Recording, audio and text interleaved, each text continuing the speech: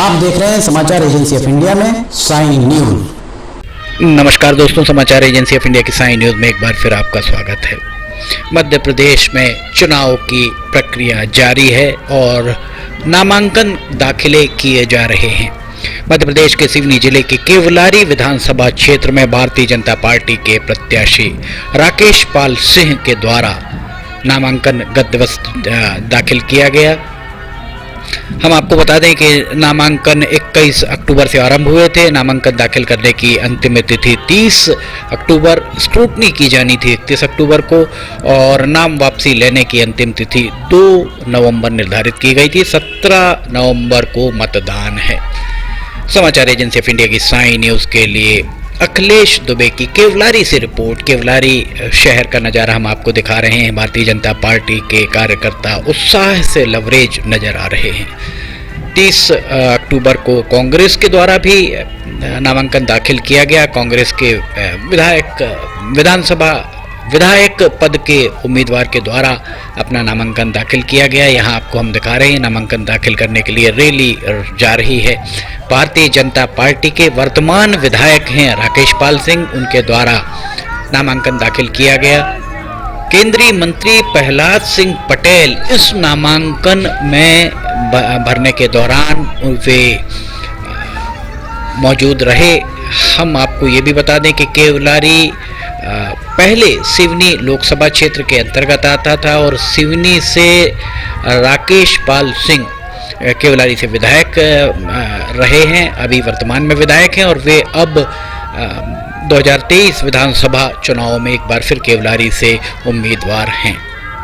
समाचार agency of India की sign news के लिए अखिलेश दुबे की रिपोर्ट।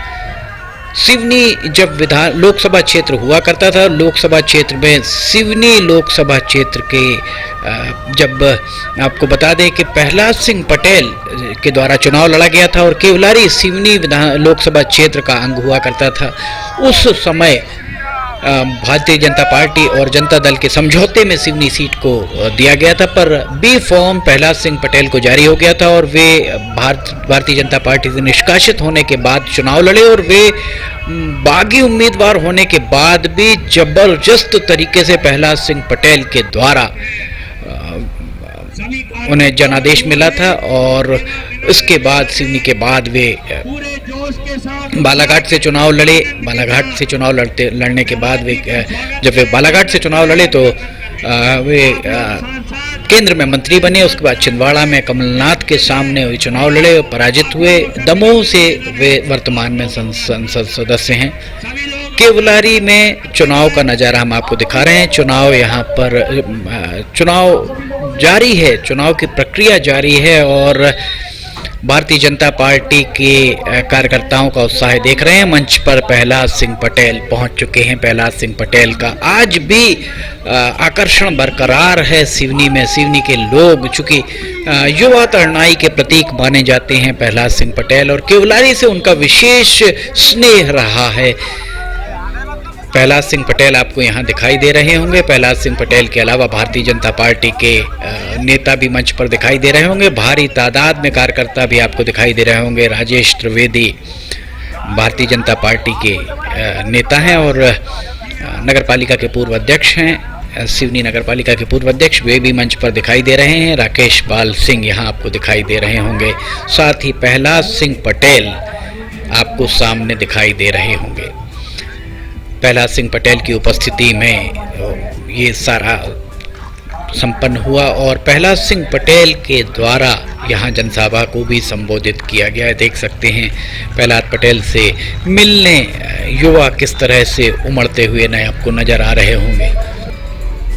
भारतीय जनता पार्टी के कमोबेश हर नेता ने केवलारी जाकर इस पल के वे साक्षी बने, इस बात से इनकार नहीं किया जा सकता। राकेश पाल सिंह यहाँ आपको दिख रहे हैं। साथ ही भारतीय जनता पार्टी के जिला अध्यक्ष आलोक दुबे, राजेश त्रिवेदी, अजय डागोरिया, प्रहलाद सिंह पटेल सभी आपको यहाँ पर मंच पर दिखाई दे रहे होंगे। लालू राय भी आपको पीछे दिखाई दे रहे हैं। समाचार एजेंसी ऑफ इंडिया की साइन न्यूज़ के लिए अखिलेश दुबे की रिपोर्ट। यहाँ केवलारी का नज़ारा हम आपको दिखा रहे हैं। केवलारी में राकेश पाल सिंह के द्वारा 30 अक्टूबर को अपना नामांकन दाखिल किया गया और लोगों के द्वारा ये भी कहा गया कि यहाँ जो कुछ भी हो रहा है, जो भी आप देख रहे हैं, इसे लोगों ने एक शक्ति प्रदर्शन की संज्ञा भी दी। बहरहाल इसे शक्ति प्रदर्शन माना जाए अथवा नहीं माना जाए ये तो जनता ही तय करेगी, पर यहाँ पर जन सैलाब जबरदस्त तरीके का उमड़ता हुआ दिखाई दे रहा है। साथ ही हम आपको याद दिला दें, कुछ माह पूर्व जब मुख्यमंत्री शिवराज सिंह चौहान के द्वारा एक कार्यक्रम आयोजित किया गया था, जिसमें उन्होंने मुख्य अतिथि शिवराज सिंह चौहान थे, मुख्यमंत्री मध्य प्रदेश शासन, उनके द्वारा जब केवलारी में इस कार्यक्रम को आयोजित कराया गया था, तो केवलारी में राकेश पाल सिंह के नेतृत्व में हजारों की तादाद में वहां पर लाडली बहनें पहुंची थीं। वो सुपर डुपर हिट कार्यक्रम माना गया था उस समय, लोगों की स्मृति से अभी विस्मृत शायद ही हुआ हो वो कार्यक्रम। 17 नवंबर को मतदान है और आप अपने मताधिकार का उपयोग कर जिम्मेदार नागरिक होने का परिचय जरूर दीजिएगा। समाचार एजेंसी ऑफ इंडिया की साई न्यूज के लिए अखिलेश दुबे की रिपोर्ट। केवलारी विधानसभा क्षेत्र सिवनी का बहुत महत्वपूर्ण विधानसभा क्षेत्र इसलिए माना जा सकता है क्योंकि केवलारी ने ही मध्य प्रदेश को सिवनी से सबसे ज्यादा बार मंत्री दिए हैं। सुश्री विमला वर्मा यहाँ से लगातार मंत्री रही हैं, उसके बाद हरवंश सिंह केवलारी से जीतते आए हैं। ये सारे कांग्रेस के ही विधायक रहे हैं और विमला वर्मा के बाद हरवंश सिंह भी लंबे समय तक प्रदेश में मंत्री रहे हैं। वे प्रदेश कांग्रेस कमेटी के वरिष्ठ सक्रिय कार्यकर्ता भी रहे हैं। इसके साथ ही मध्य प्रदेश विधानसभा के उपाध्यक्ष होने का गौरव भी कांग्रेस के हरवंश सिंह को मिला है। पर हरवंश सिंह के अवसान के उपरांत एक बार रजनीश हरवंश सिंह चुने गए, पर अगली बार राकेश पाल सिंह के द्वारा ये मिथक तोड़ दिया गया कि केवलारी में भारतीय जनता पार्टी का परचम नहीं लहराया जा सकता है। ये देखिए, प्रहलाद सिंह पटेल सभी को मालाएं पहना रहे हैं, सभी का स्वागत करते हुए आपको यहाँ नजर आ रहे होंगे। केवलारी से लंबे समय बाद पहले विमला वर्मा रही, उसके लंबे समय के बाद नेहा सिंह, जब श्रीमती नेहा सिंह भारतीय जनता पार्टी की कार्यकर्ता थी तब उन्होंने वहां से चुनाव लड़ा और विधायक बनी।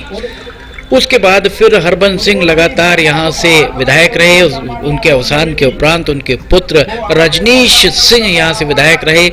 लोगों का ये भ्रम था कि केवलारी विधानसभा कांग्रेस से के पंजे से छुड़ाना बहुत ही मुश्किल काम है, पर राकेश पाल सिंह के द्वारा जिस सहजता के साथ केवलारी विधानसभा क्षेत्र में पिछली बार 2018 में परचम लहराया गया, उससे लोगों का मिथक टूट गया। समाचार एजेंसी ऑफ इंडिया की साई न्यूज के लिए अखिलेश दुबे की रिपोर्ट। समाचार एजेंसी ऑफ इंडिया की साई न्यूज में अगर आपको खबरें पसंद आ रही हो तो आप इन्हें लाइक, सब्सक्राइब, शेयर जरूर कीजिए। साथ ही कमेंट बॉक्स में लिख के बताइए कि आपको यह खबरें कैसी लग रही। फिलहाल आपसे इजाजत लेना चाहेंगे, हम फिर हाजिर होंगे।